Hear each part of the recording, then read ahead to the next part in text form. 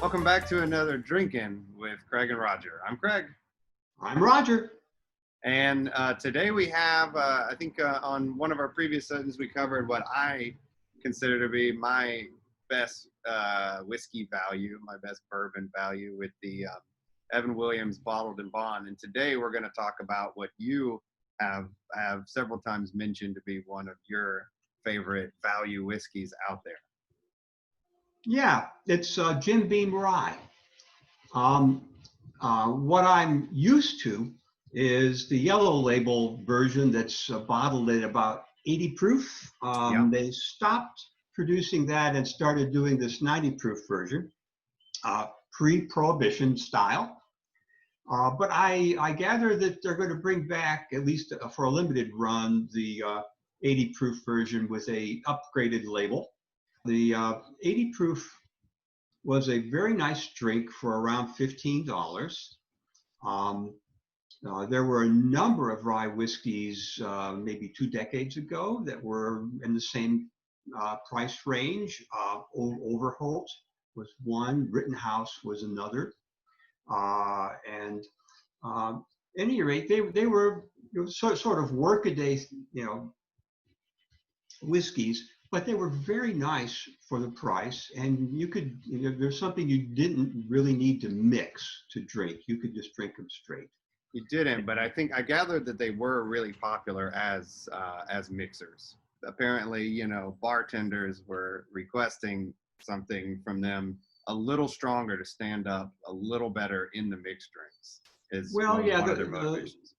I mentioned this before, but a straight rye whiskey has at least 51% rye, and a bourbon has at least 51% corn. So the straight rye will have a higher percentage of rye, and it'll have a sharper taste. It'll stand up better in cocktails. Yeah. Anyway, period. It's going to stand up better than a bourbon, you're saying. I think so. At any rate, they were very, very nice. And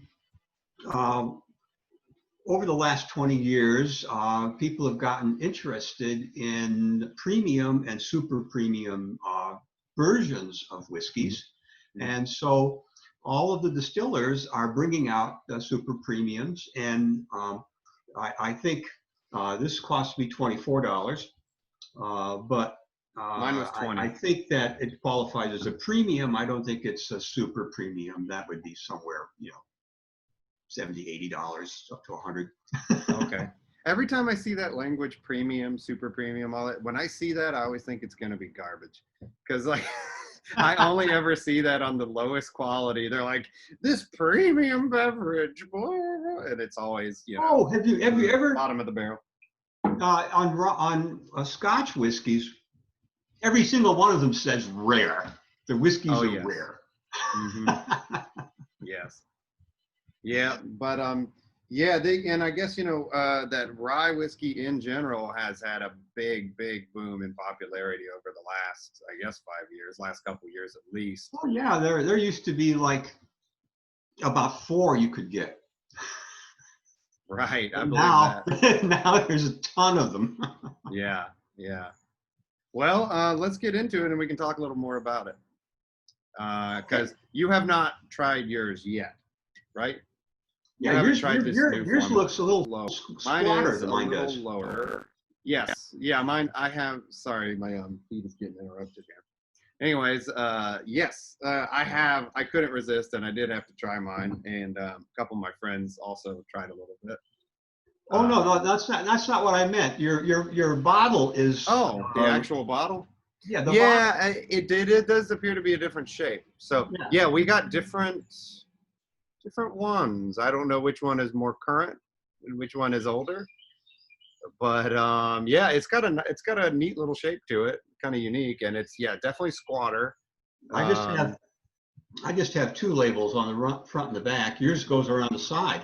It does wrap around.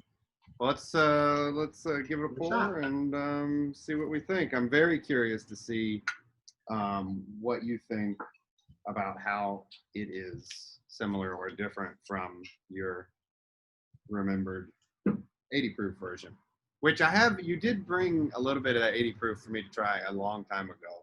I tried it and thought it was fine. But that was a long time ago. So you definitely have a lot more experience with it than I do to compare. Well, Nice nose on it. oh yeah, you definitely smell the rye in it.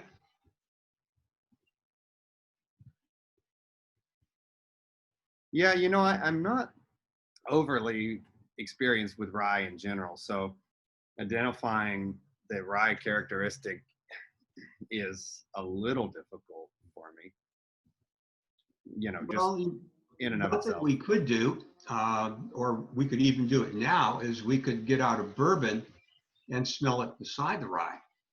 Okay, why not? It can't hurt. Yeah. Hang on. Okay. Oh, you got the same thing as me. Yep. Ha! Wow. Didn't even know we both had that one. That's funny. We are both pouring some Buffalo Trace just for a smell mostly, but also a little bit of a taste comparison between a classic bourbon and a rye whiskey, right?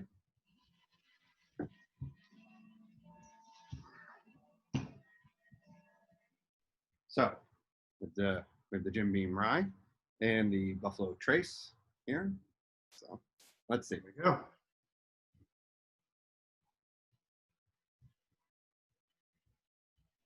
Well, the Buffalo Trace is super smooth anyway, super mellow, smooth kind of whiskey to me in general. And Well, yeah, I'm not getting that much off the nose. Like I'm not getting a tremendous nose on the Buffalo Trace. what I can smell is a little bit of the rye at the very top part of the nose of it, just beneath the alcohol. There's a little more there, just a little more than the Buffalo Trace, which is very close in the nose.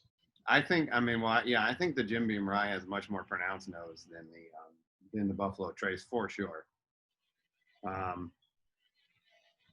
Like a lot sharper smell Yeah, to it. it's a little more pronounced sharpness in the nose. Almost has a in a strange way, it has a little bit of almost like a celery scent to me in the rye. Is that weird?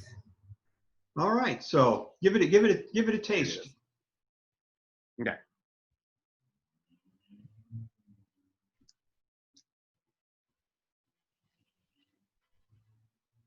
It's quite good. What do you think? That's why I'm really interested to see what you think comparing to the classic version. Ah, yes. It's got more punch to it for sure. Yeah. Did you take a little sip of the Buffalo Trace? Not yet. Do that and then take this right away. Okay.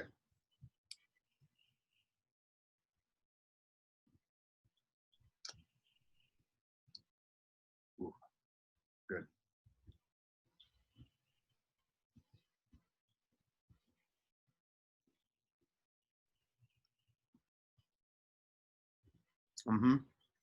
One question, because based on my note, are the rye whiskeys don't have to be put into the newly charred oak barrels like a bourbon, do they? Not that I know of. Because I'm picking up a lot of that charred barrel on the Buffalo Trace that I'm not getting at all on the rye. Of course, you always hear people talk about the rye spice, and it definitely has that, or that spicy character. As far as I know, only bourbon has to be in first use charred oak barrels. Yeah. Well, yeah, it's a very distinct difference. They're nowhere near each other, I don't think.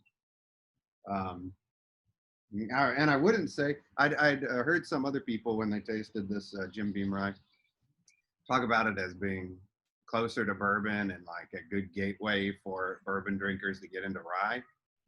It doesn't seem all that close to bourbon to me, but it is very good. It's amazing, but it's a complex taste, much more than a very simple rye, because after you've had a sip or two, the aftertaste brings out the grain part of it, the husk part. You can feel that fuzz, from that particular part. And Buffalo Trace is well known for that, having a lot of the the husk of the grain taste in it. Uh-huh. They're I would put them side by side and say they're great. They're both great. Yeah, well, yeah, undoubtedly they're both great. Yeah, a slightly different taste, but they both work together. And Yeah. I don't think Jim Beam, has anything close to say 70%, rye in it. I think it's probably under 60%. Mm-hmm.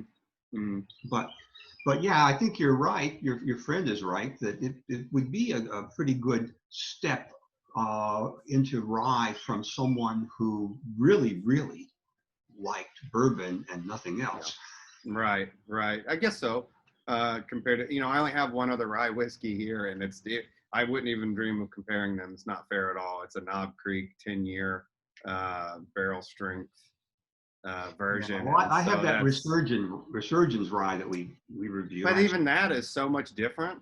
Yeah. I got that too. That's right. But it's so much different. It's like apples and oranges for this. No. It's those are three remarkably different rye whiskeys for sure.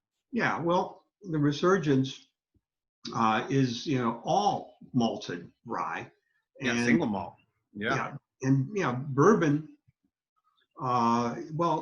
Bourbon, there's only a small percentage of barley malt in it, and the rest of it is all just grains that have been smashed up and fermented. Yeah. Mm-hmm. That makes it quite a bit different. Yeah. But now, what are you thinking on this new? I mean, they changed the formula 5 years ago. So one of my main questions is, if this is such a good value and you love it so much, why hadn't you bought a bottle in the last 5 years? I haven't bought a bottle of this. I know. So, but anyway, what do you think about this compared to the old formulation at 80 proof? Oh, it's hard to remember, but it certainly is as smooth as it was at 80 proof. I don't remember the complexity in the finish from the 80 proof one. Right. Yeah. By my memory of that one, it had certainly a much more mild, smoother finish. Milder. But you would expect that. 10 more proof, it'd be more intense. Oh, yeah, for sure. And apparently it is a different recipe. They supposedly went back to the oldest or one of the oldest recipes. Well, and I should have read the side of my label before we talked about the barrels. So I'm going to read this out loud really quick. Jim Beam Rye is a pre-prohibition style whiskey aged in new charred white oak barrels to 90 proof. Okay. Well, I didn't pick up on the barrel nearly as much as with the Buffalo Trace bourbon, but distinctly dry spiced rye with long, soft finish, making this classic all-American spirit the perfect choice for any whiskey cocktail. So they're still pushing the cocktails on there. I mean, that's their thing. They're putting this out almost exclusively, or not exclusively. They're marketing it strongly for the cocktails versus drinking neat. But this is a good, neat, straight drinker for sure. I don't see this as anything that has to go in a cocktail. It would be great in a cocktail, no doubt. You make a cocktail with good stuff, you get a great cocktail. But at a certain point, you're wasting it. I have to believe you're wasting the whiskey after a certain level, combining it with a bunch of other stuff. Personally, but this is fine, especially at $20 to $25 a bottle. Nothing wrong with that whatsoever.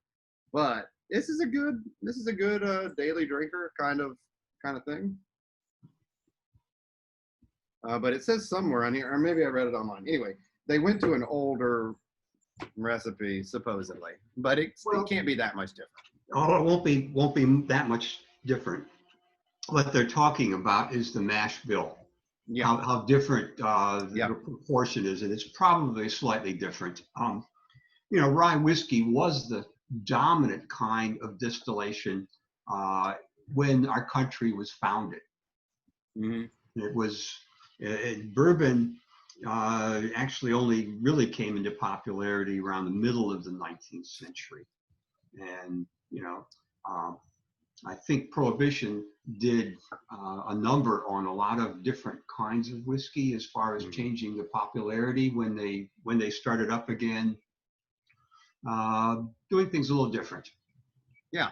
So as I am kind of sitting with the Jim Beam rye a little more, I am tasting the barrel. It's coming out for sure. It's just not nearly as strong when you go back to back with the Buffalo Trace. Buffalo Trace. Yeah. I mean, I think that the flavors in this one are definitely more distinct and upfront than in the Buffalo Trace. The Buffalo Trace, wow, it's like a marshmallow nose on it.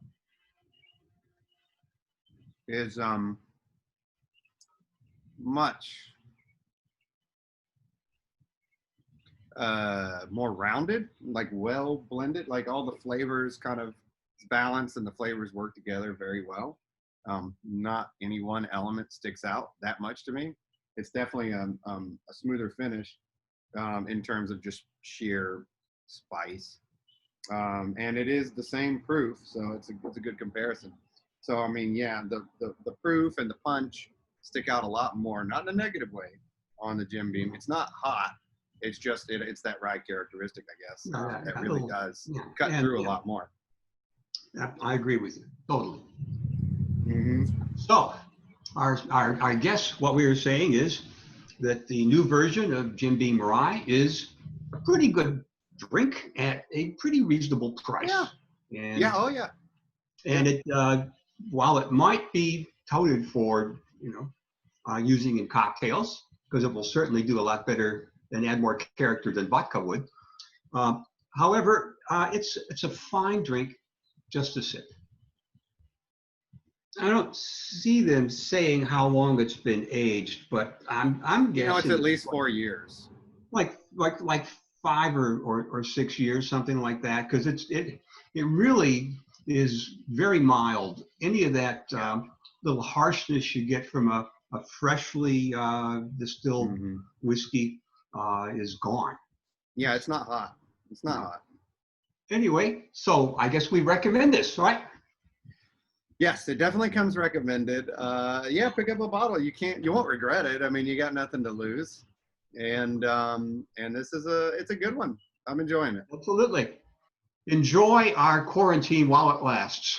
It's getting harder and harder to enjoy, but I'll find the pleasure. Well, I think the Jim Beam will help, It does. It does help. So, all right. Cheers.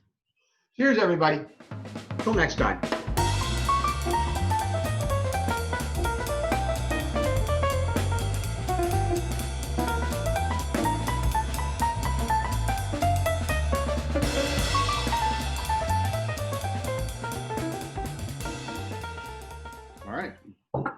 I think you're going to want to cut some of that out.